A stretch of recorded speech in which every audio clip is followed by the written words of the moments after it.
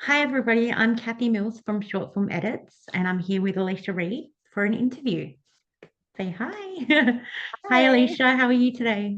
Hey, Kathy. I'm wonderful. How are you? I'm good, thank you. Are you in your living room? Tell me where you are. I'm in my living room. I'm in Perth, in WA. Where are you? Beautiful. I'm in Vancouver, Canada. So it's my Perth? summer and it's your winter, I think. Yes, it's getting quite cold here. So weird. I always find that so and then for like the winter holidays, you guys are sweltering. Yes, yes, we are. It gets quite hot here in Perth. Do you ever miss like the idea of having a snowy Christmas? What's that like for you when everybody's like, "Oh, it's so frosty and snowy," and you're like, "No, actually it's not." So we're sitting by the pool with a cocktail while you're covered in snow. Yeah. Is it weird for you? Do you feel like so left out? Are you like, hey, no? What are your I've never Christmas seen songs like? snow. I've never seen snow before, so that would be something that I would love to experience myself. But I'm so used to it being just sweltering hot that I don't know any difference. So You've never seen snow, Kathy. That's no. amazing to me. But of course, that's the thing. Are your Christmas songs about tropical drinks and bikinis? I wish. No. No, they're just like the normal Christmas songs, except my Christmas playlist is completely different. I'm more of a Tommy Prophet Christmas songs. He's an orchestra type singer. Oh, Like he does orchestra okay. stuff and he gets singers to sing each song separately. So it's like a concert. Oh, sweet. That's sort of like more big band. Yes. Yeah. And it's more upbeat and different. It's not the traditional Right. Christmas music. Right. Yeah. Interesting. Oh my gosh. I mean, I lived in Los Angeles when I was a kid, and so our Christmases were not snowy either. And that was weird. I just feel like it's a little, anyways, dismissive of whatever Yes. you have going on there. Yeah. I'm just so used to it being just hot and sweaty. Hot. Sorry. Hot and sweaty. I But know what to yes. get you for Christmas then. Yes. So if you ever come here, you have to pack a bikini for Christmas instead of Oh my a gosh, one coat. day. Yeah, totally. It's on my list. My daughter really wants to move to Australia, actually. That's a whole Oh, other thing. Yeah. where does she want to move? Which part of Australia? I don't even think she knows. She's just Okay. like, get me out of here. I just want to go to Australia. Like, It's worth it. okay. Come with I, her. Come with her. my No. God. I feel like verticals are they done in Australia? I feel like it's over. Weren't they Sydney? like shooting a bunch and now Yes, no more? Sydney's. I haven't. I'm not sure about that. I know that a lot of them are filmed in Sydney, Hmm. um, but I don't know exactly where and things like that. I've actually in Queensland. There is somebody I speak to. She's an all-female production company, Oh, Midnight wow. Studios. She's on Instagram. Shout out, no, but yes, she's lovely. And I love the fact that they're an all-female production company. That's really cool. That's so cool. Will you send me a link to them when we're done? I need I to will know more. That is really cool. Oh, and by the way, I definitely. want to talk about the VFSSA on this call too. That reminds Sorry. me. The alliance that we formed up here. So Yes, we can talk about that after. Oh wow, an all-female production company. So crew, everything, all female. yes, yep. I Oh mean, wow, obviously, like the actors themselves are like male and female, but yeah, the right. production company themselves are female. So That's it's cool. very Not to be cool. sexist, but I think that's pretty cool. Yes, me too. Me too. I mean, we look at things Okay. different, right? So it makes sense. You have, Yes. yeah. Anyway, okay. Are you feeling warmed up? Yes. Yes, I am. Okay. Like, I'm so glad we can chop and change this. Oh yeah, totally. And my Snippy snip. cat's meowing in the background. Oh, He I wants can't some hear love. you. feel free to bring your cat into frame. I'd love to see your cat. I speak fluent cat, if you Oh, know yep. that's what I feel like she'll come on her own accord. If I try, she'll probably just run away. So, Oh, sweet. Oh, okay. Well, okay, here we so are. I have some questions I would like to ask you. Um, and one of the ones I think I really like, my first question would be, do you think vertical films give actors more or less creative freedom compared to traditional formats? That's a great question, Kathy. Thank you. Um, I mean, I think as an artist, as any creative person, anytime you are involved in your art, you are expanding yourself. And I know for me as an artist, I'm always, every time I walk onto a set, I go in with a very specific intention, something that I really want to practice as part of my craft. And then I know that I'm going to experience things that I've never experienced before. And I'm going to walk off of that project having learned new things that I'm going to incorporate back into my craft. Um, so, so that's across the board in any Yeah. project. There are definitely some things about verticals that I think you get to accelerate and practice more of. For Yeah. example, even on the memorization side. Um, Yes. I'm sure you've heard that a lot. The material itself right now, because what we're dealing with is sort of its own genre in a way, Yeah. it's this mashup of like, I like to think of it as like telenovela, Hallmark, B movie, A mashed. bit of everything. Yeah. Yeah. Um, the thing about the material is that it's a quality that we're not all of us are necessarily have worked with or are comfortable with. And Yeah. so the challenge there is to take this piece of material that is essentially a foreign language, even if it's in English. It's like Shakespeare. Like sometimes Yeah. it's its own language with very outrageous scenarios where you get the material 4 days in advance and you have to create a fully formed character. Yeah. um, all of those elements are unique to the genre of the vertical format. So interesting because verticals, we refer to the screen, flipping the Yes. screen, Like you but are it's now, also, vertical. right. Yeah, unintentional. Yeah. um, but it also is its own kind of genre. So I think um, in that sense, it does give you a different kind of creative. Um, I don't know that it necessarily gives you more or less creative freedom or creative opportunity. I think that's across the board in any project, but it definitely gives you creative challenges in a different way. Because you film the verticals much faster than you would a traditional film. Oh yeah. So could you go into some detail as how you handle that compared to a traditional film? There's a lot of letting go, I think. So Yeah. there's really a lot of like, I think most actors, I can't, I'll only speak for myself, but you get a certain you get uh, a certain way into, sorry, that's not the right language. You're in the scene and you get into it, and at a certain point you're a few takes in, a few shots in even, and you're like, oh, I just found something really cool and new that I'm going to do for my close up if you haven't already Yeah. done your coverage or something like that. And when you're shooting a regular feature, for example, not necessarily TV, it's a little bit more paced in terms of like episodic TV because you're shooting so much quicker. But like in a feature, or of course on stage, you have that luxury of rehearsal. You have that luxury of maybe more Yes. takes, and you can really get into it. And of course, it also depends on your director and like the project.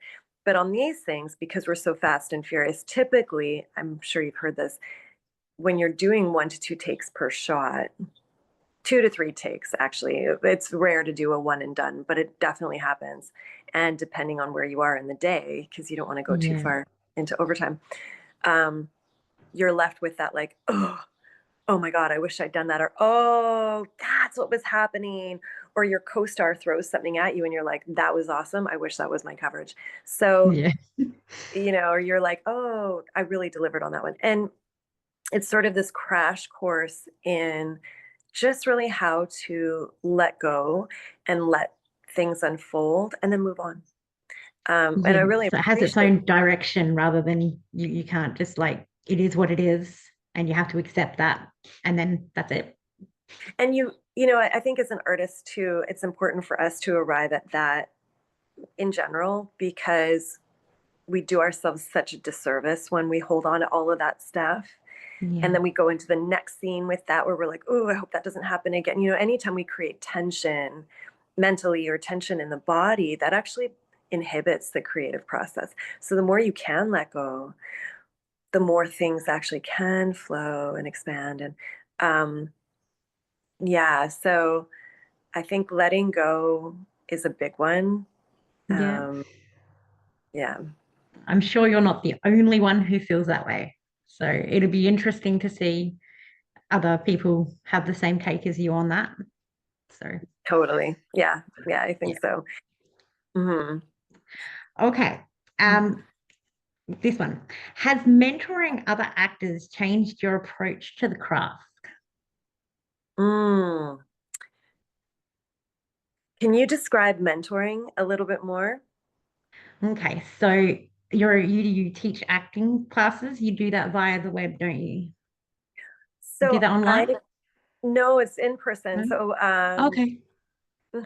so I co-run a studio here in Vancouver, and with a dear friend who was actually my very first camera coach way back Oh, in the late 90s. Yeah. yeah. Um, and definitely, I think I've been really passionate about wanting to create opportunity for everyone, really Yeah. emerging and seasoned actors. Um,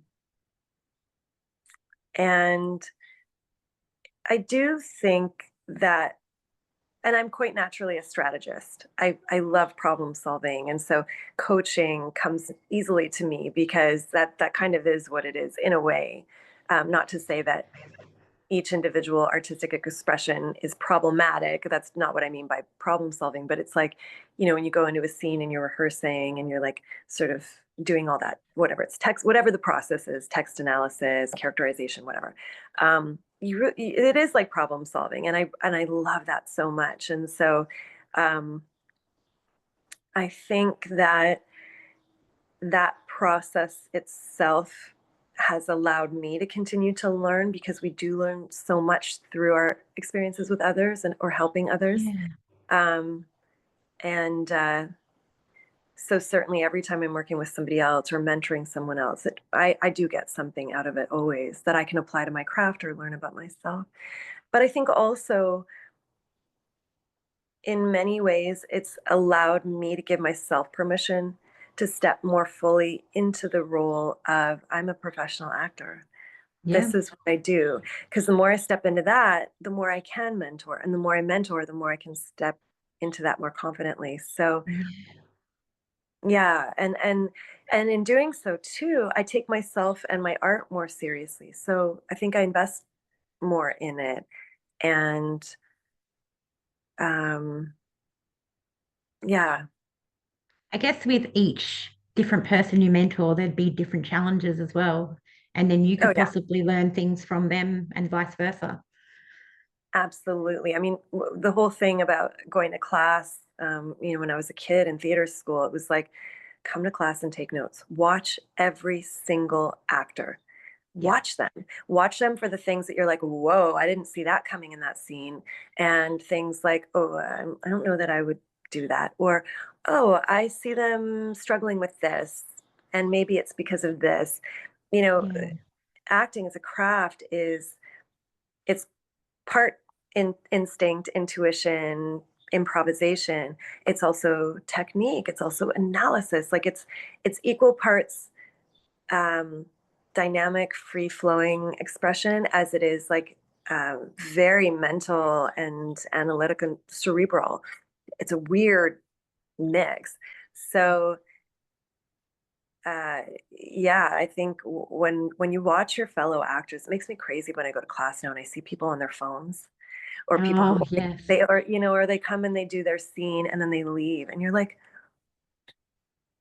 you get so much out of watching your fellow actors. I Yeah. love when I'm on set, I will go and I'll watch my actors, Yes. and I'll watch. But the first thing I do when I go to set is, I go and I watch whatever scene is happening if I'm there. I like to go to set always ahead of time, and I'll go and I'll watch my director, and I'll Yeah. watch how they work with their actors before I step into my first scene. I want to know what I'm dealing with. So yeah, I mean, you I've learn always so. said that I'd love to go on set just to see how everything is created. Um, Mm, because you could learn something from every single person.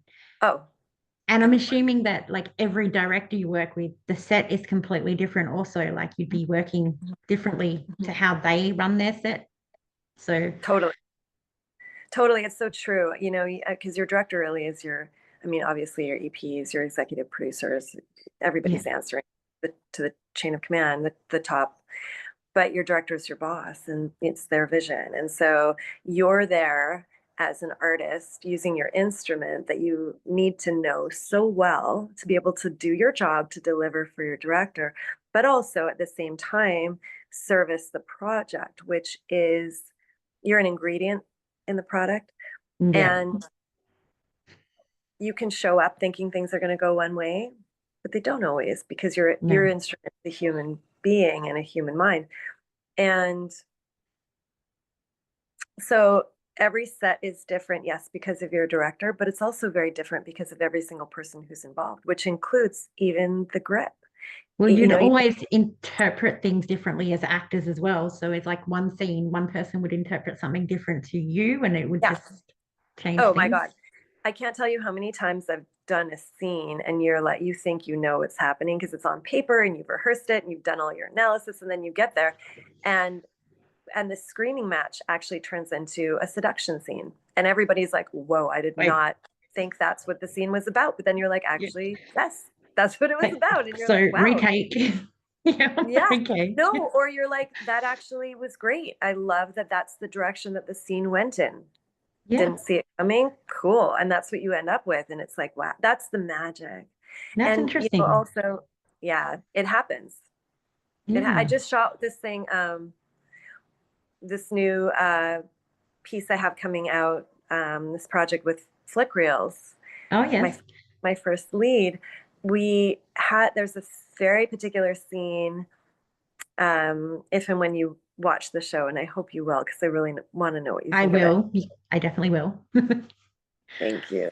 Um, it's it's a bedroom scene, set in a bedroom, Yeah. um, between two female characters.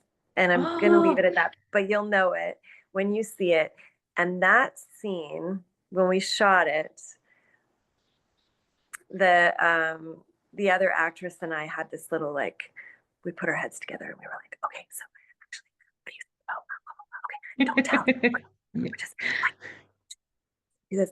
And so we did it, and our director Dom Katrupi.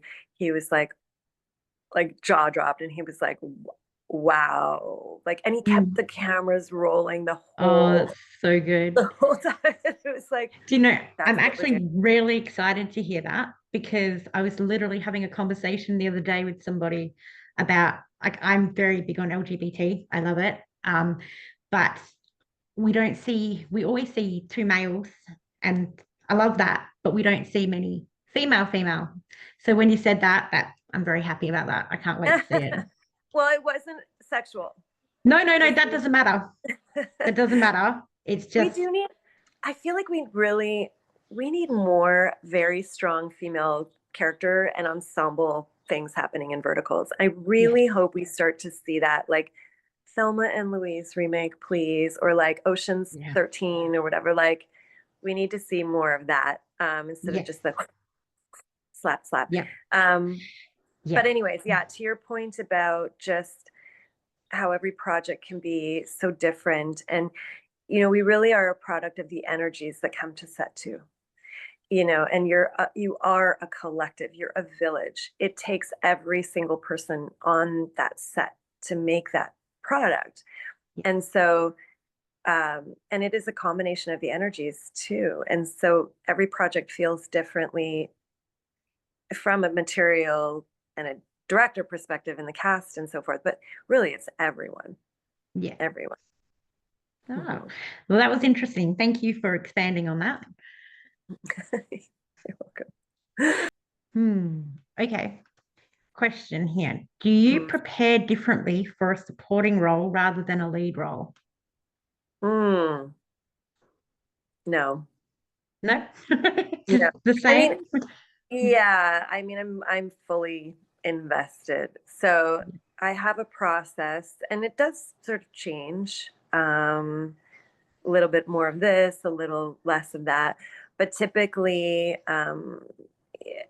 my experience has been our lead times are the same. It's not really dependent on supporting our lead role or co-star and star um, size.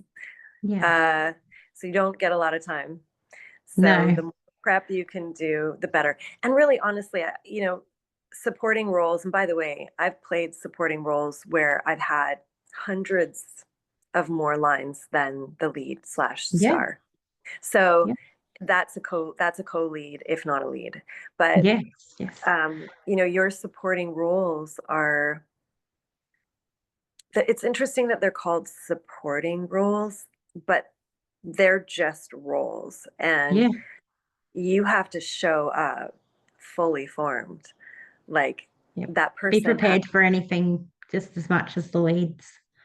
read the whole script. And if you Yes. don't get it, ask for it. In vertical land, sometimes you don't get the whole script Oh, unless you're a okay. lead. Ask for it. Ask for the Yeah. script and do your text analysis and read it through 5 times and read it with as many different people as you can to see if you can't get something different out of it and get up and move it and whatever you can do with that teeny tiny window of lead time, because that's the one thing we don't have the luxury of is a lot of prep. Yes. um, yeah, but How no, how I often do you get the script? Like, how quickly do you get the script before you do it? I mean 4 or 5 days. Okay, so really not much time at all. No. maybe a week if you're lucky. Things are changing. We're starting to get our scripts more in advance. I'm seeing longer timelines. I'm auditioning for things that are shooting 3 weeks in advance. So, Yeah. but even then you don't necessarily get cast that quickly, even if you're like I've had a lot of projects where they've been like, you were the first person we chose and we built around you, and even then you didn't find out until the last minute and get your script till the last minute. So Well, yeah. how much, like, so you could get your script like a week or so before sometimes, but how long do you have with the other actors and crew to prepare for that? No time. No time. I mean, I've had I think of the 9 verticals I've done, I've maybe had 4 or 5 table reads, which is a chance to sit down with the main characters and read it through once with your director. Yes. Sometimes you're given notes, sometimes not. Mm, Crew, no, there's no okay. time. If you're, I think for most of us who've been in it for a while, our communities are very small, so you do end up oftentimes seeing the same people on set. So like you do get to know your DP well, and then you're like, oh great, we have great rapport. I know how you like to shoot and that kind of thing. Yeah. Um, and I've never hesitated asking if I can have someone's contact information, or I look everybody up before I work with them. So sometimes I'll reach out to them and I'll be like, hi, we haven't worked together yet. We're on this project. But sometimes you don't know until you get your call sheet for your first day, and then you see who's on the project, and then you're like, oh, yay, they're on this, or oh, he's on this. I didn't, that's great. Like Mm. it's, yeah. Mhm. Yeah. Okay. Well, that's interesting because, okay, so another question, how do you go about working with people that you've not worked with before compared to the people that you have? Like, what's the difference for you? I am a big fan of trying to connect as much as I can. I mentioned I look everybody up if I can, if I Mm. know who's going to be on a project. Um, and if I don't know them, I will personally reach out and just say, hey, I'll try to watch their work ahead of time, even if it's just Yeah. like a demo reel, and have something thoughtful to connect with them about. Hey, I watched this. I really loved how you approached this role, or we know these people, we have these people in common. I'm really excited to come and work with you. And even if we've never worked together before, I will, just let them know I'm looking forward to working with them, because I want them to know that that I'm invested and Yeah. I'm going to show up and I've paid attention.